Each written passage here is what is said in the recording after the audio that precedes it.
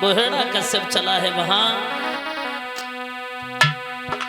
और दिल में विचार करने लगा है कि मैंने हराए तीनों लोग और ऊपर हारे नाए बहनोई बहनोई मैंने हराए तीनों लोग।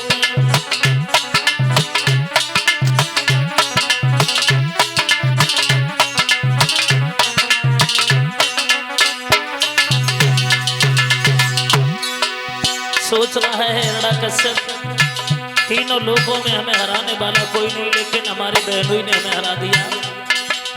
दिल में विचार कर रहा है अरे मैंने हराए तीनों लोग पर हारे नाए बहनोई बहनोई मैंने हराए तीनों लोग।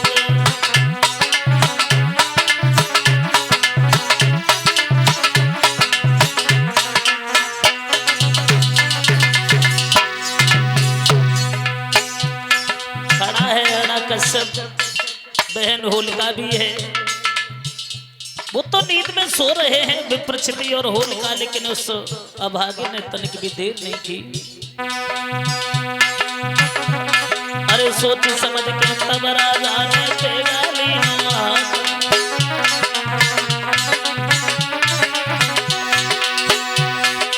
सोच समझ के तब राजा ने तेगा लिया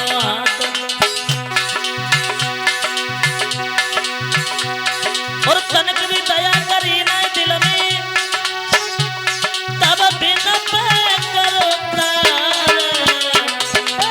हरे नाय बहनोई बहनोई मैंने हराए तीनों लोग।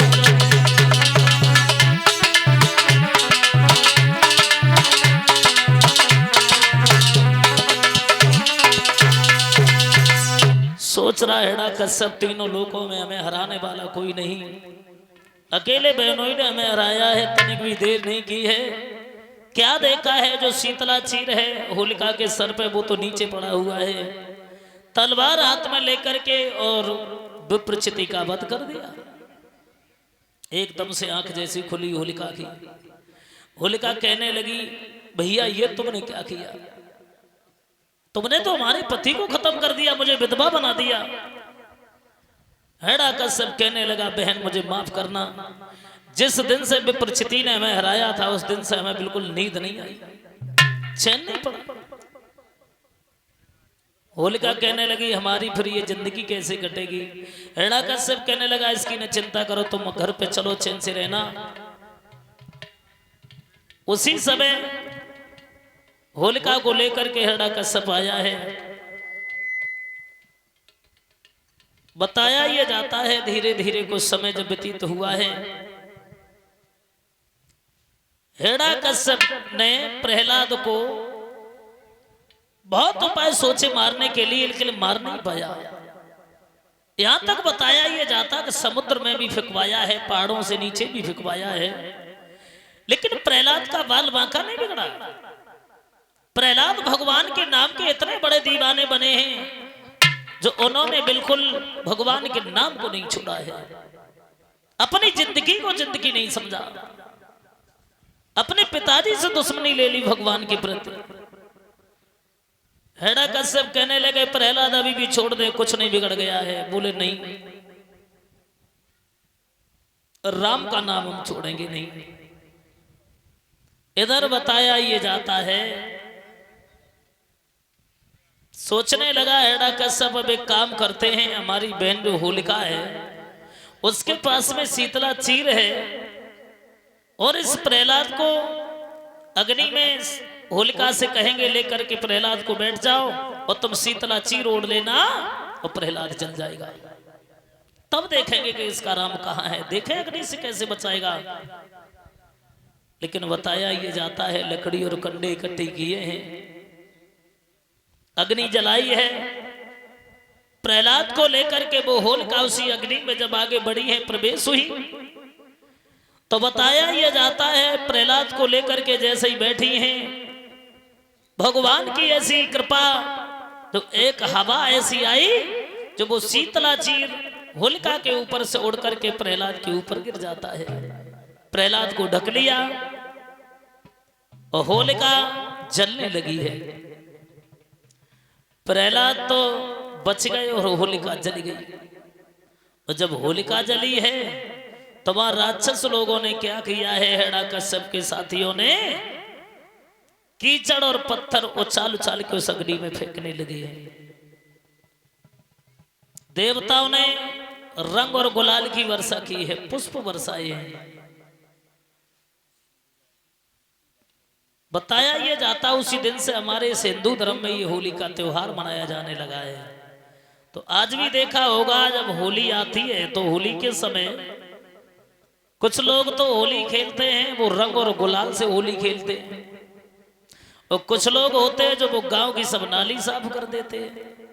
क्यों परीक्षित महाराज जी, है ना? तो आज भी हम और आप में ही राक्षस हैं और देवता भी हैं। जो लोग रंग और गुलाल से होली खेलते हैं वो तो देवता प्रवृत्ति के लोग हैं, उन्हें कीचड़ से घृणा है। और जो लोग कीचड़ को कीचड़ से होली खेलते हैं वही राक्षस है ना? तो ये होता है, कुछ तो होली में ऐसा कपड़ा फाड़ लेते हैं एक दूसरे हैं। तो होली खेलो देवताओं की तरह। उसी दिन से हमारे हिंदू धर्म में होली का त्योहार मनाया जाने लगा है।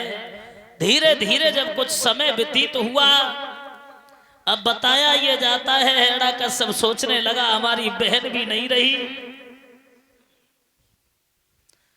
और प्रहलाद का कुछ बिगड़ता नहीं है। तो क्या किया है कि एक लोहे का खंभ गर्म करवाया है हिरण्यकश्यप ने। प्रहलाद को सामने खड़ा कर लिया और एक बात कही, प्रहलाद आज हम तेरे राम को देखेंगे कि तेरा राम कहां है। प्रहलाद को खड़ा कर लिया और एक बात कही है हिरण्यकश्यप ने, प्रहलाद अब तू हमें ये बता दे कि तेरा राम कहां है। प्रहलाद कहने लगे हैं, प्रभु हमारे राम को पूछते हो?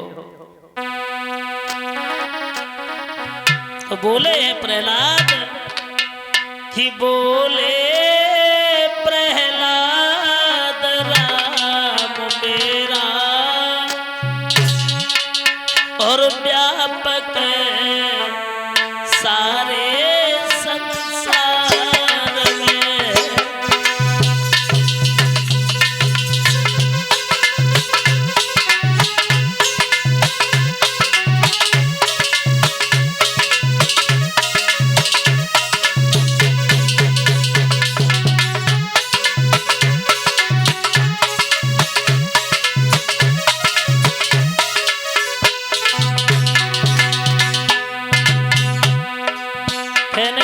प्रहलाद पिताजी जो तुम पूछ रहे हो तो मेरा राम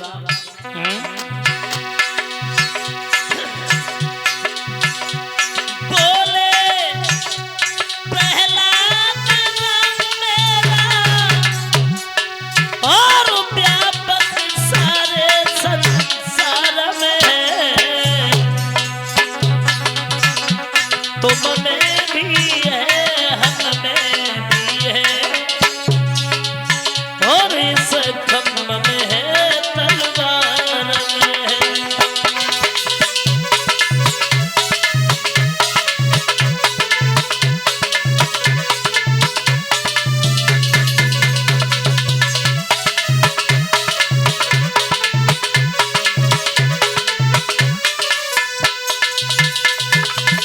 कहने लगे हैं प्रहलाद, प्रभु तुम्हें नहीं पता कि मेरा राम कहाँ है? मेरा राम कड़ कड़ में व्यापक है, हृदय में व्यापक है, हर इंसान के अंदर मेरा राम है। और तुम पूछ रहे हो तो तुम्हारे हाथ में जो तलवार है इसमें भी मेरा राम है, और ये जो खंभ तुमने गर्म करवाया है इसमें भी मेरा राम है। जो ये बात कही तो हिरण्यकश्यप कहने लगा इस खंभ में तेरा राम है? बोले हाँ। जो इस खम्भ में तेरा राम है तो प्रहलाद आज हम तेरे राम को ही देखेंगे, इस खम्भ से भेंट ले। लेकिन वो खम्भ जो था इतना गर्म हिरण्यकश्यप ने करवा दिया था कि वो लाल लाल दिखाई देखने लगा था। जो देखा है प्रहलाद ने तो दिल दबने लगा, इस दिल में विचार किया है इतना ये गर्म है खम्भ और इससे हम बैठेंगे तो हमारा हाल क्या होगा, दिल दबने लगा। लेकिन भगवान ने क्या किया है, मेरे भक्त का दिल दब रहा है। भगवान ने छोटा सा रूप बनाया चींटी का, उसी खम्भ पर रेंगने लगे हैं। प्रहलाद की जैसे ही नजर पहुंची है, प्रहलाद ने दिल में विचार किया है जब इस चींटी का कुछ नहीं बिगड़ता तो भला हमारा क्या बिगड़ जाएगा। एकदम से प्रहलाद आगे बढ़े और आगे बढ़ करके चले हैं, उसी खम्भ से भेंट लेते हैं। और जैसे ही खम्भ से भेंटे एकदम से हिरण्यकश्यप को क्रोध बढ़ गया। और जो क्रोध आया तो प्रहलाद तो थोड़े दूर हटे उस खम्भ से, लेकिन हिरण्यकश्यप ने क्या किया है, उसी खम्भ पर प्रहार कर दिया। और जो खम्भ पर प्रहार किया है एकदम से वो खम्भ फटा तो उस खम्भ से नरसिंह भगवान प्रकट हुए हैं। बोलिए नरसिंह भगवान की। और जैसे ही नरसिंह भगवान प्रकट हुए और जो देखा नरसिंह भगवान को हिरण्यकश्यप ने एकदम से डर की वजह से भागने लगा। भगवान ने पकड़ लिया, कहां जा रहा है, तूने बहुत सताया मेरे भक्त को, लेकिन आज तू बचेगा नहीं। बताया ये जाता है हिरण्यकश्यप एकदम से हंसने लगा, कहने लगा आप हमारा कुछ नहीं बिगाड़ सकते हो। क्यों? क्योंकि मैं वरदानी हूं। तुम वरदानी हो? क्या वरदान मिला है तुम्हें? तो कहने लगे हैं ना हम ऊपर मरे, न नीचे मरे, न अंदर मरे, न बाहर मरे, न दिन में मरे, न रात में मरे, न अस्त्र से मरे, न शस्त्र से मरे। इस दुनिया में कोई भी जानवर हमें नहीं मार सकता, कोई नर न हमें मार सकता है। और साल के ये 12 महीना है, इनमें भी न हमारी मौत हो तुम हमें मार ही नहीं सकते हो। भगवान कहने लगे हैं तेरे वरदान भी पूरे होंगे, लेकिन आज तू बचेगा नहीं। धीरे धीरे बातों ही बातों में संध्या हो गई और जो सूर्यास्त हुए हैं, संध्या का समय हुआ तो भगवान ने अपने घुटनों पर बीच देहरी पर बैठ गए, घुटनों पर रख लिया और एक बात कही है, हिरण्यकश्यप अब तू बता दे कि कहां है, अंदर है कि बाहर है। हिरण्यकश्यप कहने लगा प्रभु ना हम अंदर हैं ना बाहर हैं, बीच देहरी पर हैं। एक तेरा ये वरदान खत्म हुआ? बोले हाँ। और भी बता, तूने ये भी बताया था कि हम ऊपर न मरे नीचे न मरे, कहां है? बोले प्रभु आपके घुटनों पर हूं। ये भी वरदान खत्म हुआ।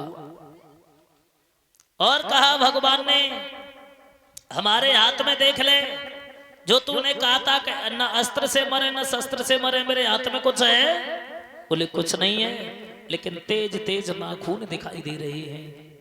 एक और तूने वरदान बताया था कि न नर से मरे न पशु से मरे, हमारी तरफ देख ले कि हम नर हैं या पशु हैं। हिरण्यकश्यप कहने लगा प्रभु आप आधे नर हो आधे पशु हो। हिरण्यकश्यप दिल में विचार करने लगा है हमें लगता कि हमारी मौत आ गई, अब हम बचेंगे नहीं, क्योंकि हमारे वरदान भी सब खत्म होते जा रहे हैं। बताया ये जाता है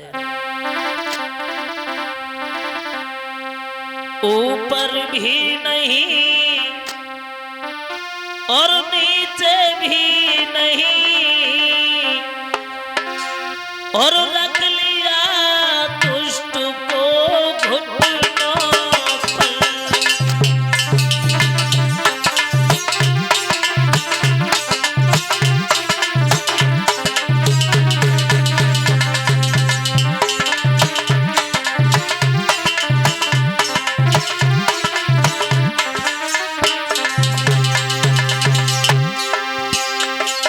बताया ये जाता है ऊपर भी नहीं नीचे भी नहीं, और रख लिया दुष्ट को घुटनों घुटनों पर,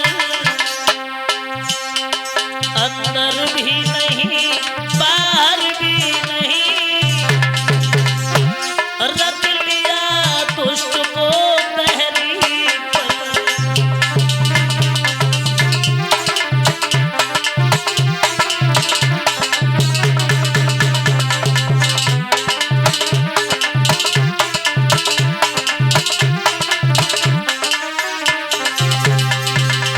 और न तो दिन था और न रात थी, दिन भी नहीं रात भी नहीं, और संध्या का समय सुहाना था। भगवान की गोदी में पापी, भगवान की गोदी में पापी, और भूलों की तरह भुलाना था।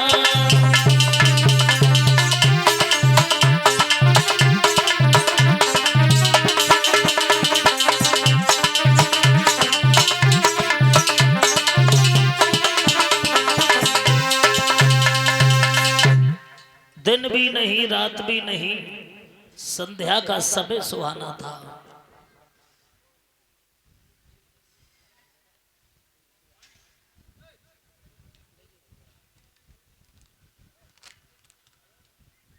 बताया ये जाता, भगवान कहने लगे हैं, हेड़ा कश्यप से बोले हैं आज तू बचेगा नहीं, जितने भी तेरे वरदान हैं वो भी पूरे होंगे, लेकिन आज तू बच नहीं सकता है। बताया ये जाता है, भगवान कहने लगे हैं तूने ये भी कहा था कि न अस्त्र से मरे न शस्त्र से मरे, मेरे हाथ में अब क्या है। हिरण्यकश्यप दिल में विचार करने लगा है, प्रभु अब तो कुछ हमें दिखाई नहीं दे रहा है। बताया ये जाता, क्रोध में जब आए हैं भगवान, क्रोध में आकर के हिरण्यकश्यप का एकदम से पेट फाड़ दिया और उसे खत्म कर दिया। लहू को पीने लगे हैं। इधर क्रोध बढ़ने लगा, और जब क्रोध बढ़ने लगा है तो देवता लोग हैरान होने लगे, दिल में विचार करने लगे ऐसे ही क्रोध बढ़ता रहा तो ये परलय आ सकती है। एकदम से प्रहलाद को आगे पहुंचा दिया। प्रहलाद जब आगे पहुंचे हैं, प्रहलाद हाथ जोड़े खड़े हैं, एकदम से नरसिंह भगवान ने प्रहलाद को उठा लिया, बड़े भाव के साथ में चाटने लगे हैं। और जब प्रहलाद को चाटने लगे हैं तो क्रोध शांत होने लगा। क्रोध शांत हुआ है, प्रहलाद को लेकर के भगवान वहीं बैठ गए, गोद में ले लिया।